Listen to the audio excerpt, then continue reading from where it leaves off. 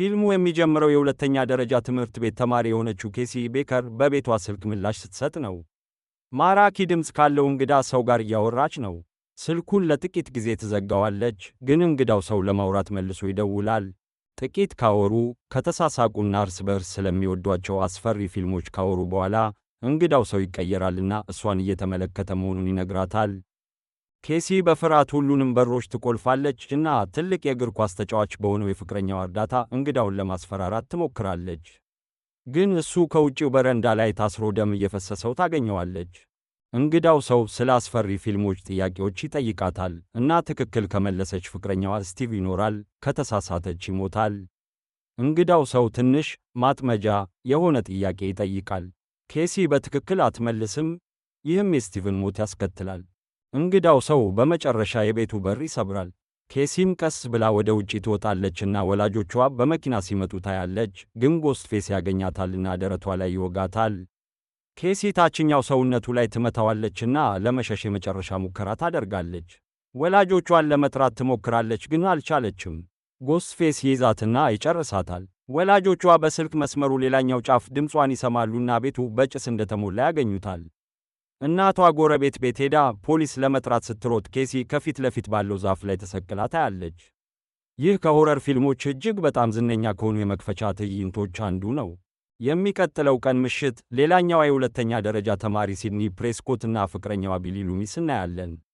በመስኮት በኩል ሰርጎ ይገባልና የሲድ አባቷ ወደ ክፍል ሮጦ ምን እንደሆነ ለማወቅ ይሞክራል። እንደ ዕድል ሆኖ በሩ ተቆልፎ ነበር። ሲድ በሩን ለአባቷ ትከፍታለችና በአስገራሚ ሁኔታ ክፍሉ ባዶ ነው። አባቷ ቅዳሜና እሁድ ከከተማ ውጪ እንደሚሆንም ይነግራታል። ቢሊ ስለ ግንኙነታቸው ትንሽ ከፍ ማለት እንዳለበት ችግሮቹን ይናገራል፣ ግን ሲድ እናቷ ከ1 ዓመት በፊት ስለተደፈረች እና ስለተገደለች ያንን መስማት አትፈልግም። ቢሊ በመጨረሻ ይሄዳልና ወደሚቀጥለው ቀን ጠዋት እንሄዳለን። በውድስቦሮ ሁለተኛ ደረጃ ትምህርት ቤቱ በፖሊስና በጋዜጠኞች ተሞልቷል። ባለፈው ምሽት በኬሲ ቤከር ሞት ምክንያት ማለት ነው። ሲድኒ በትምህርት ቤቱ ግቢ ውስጥ ስትሄድ ጋሌ ወዘርስ ስለ ሞት እየዘገበች ታያለችና ከጓደኛዋ ከቴተም ጋር ትጋጫለች። ቴተም ስለ ግድያው ሁሉንም ዝርዝሮች ትነግራታለች። ፖሊስ ሁሉንም የትምህርት ቤቱን ተማሪዎች ያጣራልና በመጨረሻም የሲድኒ ተራ ሲደርስ የቴተም ወንድም ዲዌይ እናገኘዋለን። እናቷ ላይ ከ1 ዓመት በፊት በደረሰው ነገር ምክንያት ምንም ነገር አድርጋለች ብለው አይጠረጥሯትም። ከትምህርት በኋላ ሲድኒና የጓደኞቿ ቡድን እዚህ የቴተም ፍቅረኛ ስቱና አስፈሪ ፊልም አፍቃሪ የሆነውን ራንዲ እናገኛለን። ሁሉም በፏቴው አጠገብ ተቀምጠዋል። ስለ ግድያው ከንቱ ነገር ያወራሉ እናም በጭንቀት መንገድም አይወስዱትም። በኋላ ሲድኒ ቤቷ ስትደርስ የሁለቱ ተማሪዎች ሞት ዜና ሲዘገብ ታያለች። እናም ይህ እናቷ ሞሪን ፕሬስኮት ከ1 ዓመት በፊት የሞተችበትን ሁኔታ ያስታውሳታል።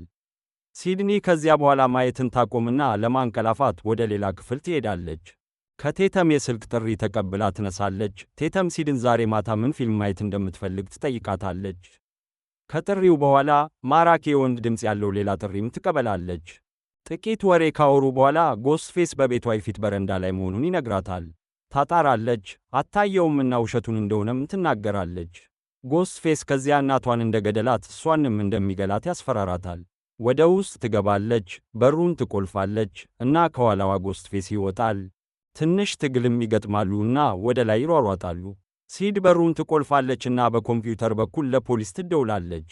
ጎስትፌስም ይጠፋልና ብዙም ሳይቆይ ቢሊ ወደ ክፍሉ ይመጣል። ሲድ ቢሊን ለማቀፍ ስትሄድ ሞባይል ስልኩ ከኪሱ ይወድቃል። ይህም እንድትጠራጠር ያደርጋታል። ቢሊን ትጠራጠራለች። ወደ ታች ወርዳ ከቤት ለመውጣት የፊት በሩን ትከፍታለች። ዲዌይንንም ታገኘዋለች። ቢሊን በቁጥጥር ስር አውለው ለምርመራ ወደ ጣቢያ ይወስዱታል። ፖሊሱ ቢሊንና አባቱን ሲጠይቅ ሲድ ከቴተምና ከዲዌይ ጋር በኋላ በር ወጥታ ትሄዳለች፣ ምክንያቱም ሁኔታው ከጋዜጠኞች ጋር ስለተባባሰ። ጋሌ ዌዘርስ ታገኛቸዋለች እና ወዲያውኑ ወደ መጠየቅም ትገባለች። በእነዚህ ሁለት ሰዎች መካከል ትንሽ ቂም አለ፣ ምክንያቱም ጋሌ የሲድን እናት ሞት ተጠቅማ ስለ ጉዳዩ መጽሐፍ በመጻፍ ገንዘብ ስላገኘች። ሲድ ትንሽ ቆይታ ጋሌን በቀጥታ ፊቷ ላይ ትመታታለች። ቴተም ሲድን ለምቾት ያህል በዚያ ምሽት ከእሷ ጋር እንድትቆይ ትጋብዛታለች፣ ግን ከጥቂት ደቂቃዎች በኋላ ሲድ ከጎስትፌስ ሌላ ትሪ ይደርሳታል። ይህም ቢሊ ገዳይ እንዳልሆነ እንድታምን ያደርጋታል። በቀጣዩ ቀን ሲድ ትምህርት ቤት ስትገባ ጋሌንና የዜና መኪናዋን ሜካፕ ስትቀባ ታያለች። ሲድ ሁኔታውን ትንሽ ለማስተካከል ከእሷ ጋር ለማውራት ትሄዳለች። ጋሌ ሞሪን ፕሬስኮት ግድያ ምክንያት በእስር ላይ የሚገኘው ኮቶን ዌሪ ንጹሕ እንደሆነና ለግድያው እንደተቀረጸ እንደምታምን ትገልጽላታለች። ሲድ እሷን ላለማመን ትሞክራለች፣ ነገር ግን በመጨረሻ እርግጠኛ አትሆንም። ሲድ በመጨረሻ ለክፍል ስትዘጋጅ የጎስትፌስ ልብስ ለብሶ የሚሮጥ ተማሪ ታያለች። ይህም እንድትረበሽ ያደርጋታል። ሆኖም ትሄዳለች እና ከቢሊ ጋር ትጋጫለች። ቢሊ በመሰረቱ ከእናቷ ሞት በኋላ ተመሳሳይ እንዳልሆነችና እሷም ማለፍና የቀድሞዋ ሲድ መሆን እንዳለባት ይነግራታል። ይህም እሷን አያስደስታትም። ወዲያው ወደ መጸዳጃ ቤት ትሄዳለች። በአንድ ክፍል ውስጥ ተቀምጣ አንድ የጭፈራ ቡድን አባል ስለ እሷ በዛበት ሲያወራ ታዳምጣለች። የጭፈራ ቡድን አባሏና ጓደኛዋ በመጨረሻ መጸዳጃ ቤቱን ለቀው ሲወጡ ሲድ ክፍሉን ለቃ እንድትወጣ ያስችላታል። ስሟም ሲንሾካሾክ ትሰማለች። ዞር ስትል ጎስትፌስ ከመጸዳጃ ቤት ሲወርድ ታያለች። የክፍሉን በር ሲከፍትና እሷ ላይ ሲዘልባት ተንሸራታ ወጥታ ወደ አዳራሹ ትሮጣለች። በሁኔታው ምክንያት ትምህርት ቤቱ ሁሉንም ትምህርቶች ለጊዜው ያቋርጣና ከተማዋ ተጨማሪ ግድያዎችን ለመከላከል ቀደም ብሎ የሰዓት እላፊ ገደብ ታደርጋለች። እስቱ በጣም ደስተኛ ነውና ድግስ ያቅዳል። ቴተም ሲድንና ጥቂት ሌሎች ጓደኞቹን ይጋብዛል። ፕሪንሲፓል ኤምብሪ በቢሮው ውስጥ በጎስትፌስ ጭንብል ሲጫወት የበሩን መርገጫ ይሰማል። ለማጣራት ይሄዳልና እዚያው ስክሬቨን ፍሬድ የተባለውን የጽዳት ሠራተኛ ሸሚዝ ለብሶ እናያለን። ሄምብሪ ማንም ሳያገኝ ወደ ቢሮው ይመለሳል፣ በሩንም ይዘጋል። ጎስትፌስም ከኋላው ወጥቶ ሄምብሪን ወግቶ ይገድለዋል። በኋላ እስቱ ወደ ቪዲዮ ሱቁ ዘወር ብሎ ከራንዲ ጋር ለማውራት ስለ ግድያዎቹ ማን ተጠያቂ ሊሆን እንደሚችል ይወያያሉ። እስቱ የሲድ አባት አንድ ነገር ሊኖረው ይችላል ብሎ ያስባል። ራንዲ ግን ሁሉም ሰው ተጠርጣሪ ነው፣ በተለይ ግን ቢሊ ብሎ ይነግረዋል። ሌሊቱ ሲደርስ ሁሉም ለድግስ ዝግጁ ናቸው። ዲዌይ ወደ ድግሱ እየሄደ ሳለ ጋሌ እና ኬኒ እዚያ መሆናቸውን ያስተውላል። ትንሽ ለማውራት ይቀርባቸዋል። ወደ ውስጥ ገብቶ ድግሱን ሊያይ መሆኑንም ይነግራታል። ጋሌ እሱን ትንሽ እያሽኮረመመች አብራው እንደምትሄድ ትናገራለች። ወደ ቤቱ ሲገቡ ጋሌ ትንሽ የተደበቀ ካሜራ በሳሎን ክፍል ውስጥ ባለው ቪሲአር ላይ ታስቀምጣለች። ቴተም ቢራ ለማምጣት ወደ ጋራዥ ትሄዳለች። ከጎስትፌስ ጋር ትጋጫለች፣ ነገር ግን ራንዲ እየቀለደባት እንደሆነም ታስባለች። እጇን ከተቆረጠች በኋላ ያ ራንዲ ያለመሆኑን ትገነዘባለች። በዙሪያዋ ትሮጣለች። ጎስትፌስ በሚያስቅ ሁኔታ በሁሉም ቦታ እንዲገዳገድ ታደርገዋለች። ቴተም በድመት መግቢያ በር ለመሸሽ ትሞክራለች፣ ነገር ግን ትጣበቃለች። ጎስትፌስ የጋራዡን በር ከፍቶ ቴተምን በመጨፍለቅ ይገድላታል። ሰዎች በመጨረሻ ወደ ቤታቸው መሄድ ይጀምራሉና ድግሱ ትንሽ ይቀንሳል። ቢሊ መጥቶ ራሱን ያሳያል። ከሲድ ጋር ብቻውን ማውራትም ይፈልጋል እና እስቱ ደግ ጓደኛ ስለሆነ በወላጆቹ መኝታ ክፍል ውስጥ እንዲያወሩ ይፈቅድላቸዋል። ሲድ ከቢሊ ጋር ስለ ስሜቷ ታወራለች እና እንደ እናቷ መሆን እንደማትፈልግ ትናገራለች። ቢሊ ግን አስፈሪ ፊልሞችን ያነሳል። በመጨረሻ አብረው ይተኛሉ። ቀሪዎቹ የድግስ ተሳታፊዎች የጆን ካርፔንተርን ሆሎዊን ሲመለከቱ እናያለን። ራንዲ ተነስቶ ስለ ሆረር ፊልም የመትረፍ ሕጎች ለቡድኑ ይነግራቸዋል። ድንግልና ያላቸው ይተርፋሉ፣ መጠጣት ወይም አደንዛዥ ዕፅ መውሰድ አያስፈልግም እና ቶሎ መለሳለሁ አትበል ምክንያቱም በጭራሽ አትመለስም ይላል። ብዙም ሳይቆይ ራንዲ ስልክ ይመልሳል እና ፕሪንሲፓል ኤምብሪ እንደሞተና እግር ኳስ ሜዳው ላይ ባለው የጎል መስመር ላይ እንደተሰቀለ ለጓደኞቹ ይነግራቸዋል። የሁለተኛ ደረጃ ተማሪዎቹ ከመልእክቱ ተነሳስተው ወደ መኪናዎቻቸው ይሮጡና ትዕይንቱን ለማየት ይሄዳሉ። ዲዌይ እና ጋሌ እየተሽኮረመሙ በመንገድ ላይ ሲሄዱ በተማሪዎቹ ሊገጩ ሲቃረቡ ዲዌይ በጋሌ ላይ ይወድቃል። የሲድ አባት መኪናና በጫካ ውስጥ ቀለም የተቀባ መኪና ያገኛሉ። እሱ ዋና ተጠርጣሪ ስለሆነ ጋሌ እና ዲዌይ ሌሎችን ለማስጠንቀቅ ወደ ቤት ይመለሳሉ። ሲድ እና ቢሊ ፍቅር ካደረጉ በኋላ ሲድ እንደገና ትጠይቀዋለችና አሁንም ትንሽ አጠራጣሪ እንደሆነ ታስባለች። እሷ ስታወራ ጎስትፌስ ከቢሊ ጀርባ ይመጣና ይወጋዋል። ቢሊ በዚህ ጊዜ ይወድቃል። ሲድ ትሮጣለችና በቤቱ ውስጥ የሩጫ ትዕይንት እናያለን። ሲድ ከመስኮት ወጥታ በጀልባ ላይ ወድቃ ትንከባለላለች። የቴተምን የሞተችበትን አካል አይታ ለመርዳት ትሮጣለች።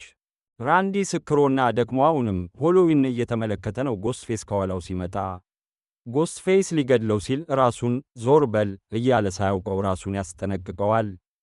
ጎስትፌስ ያንን ከማድረጉ በፊት ሲድ ከውጪ ትጮኻለች። ጎስትፌስን ትኩረት እንዲያደርግ ታደርገዋለች። ለእርዳታ ወደ ዜና መኪናው ወደ ኬኒ ትሮጣለች።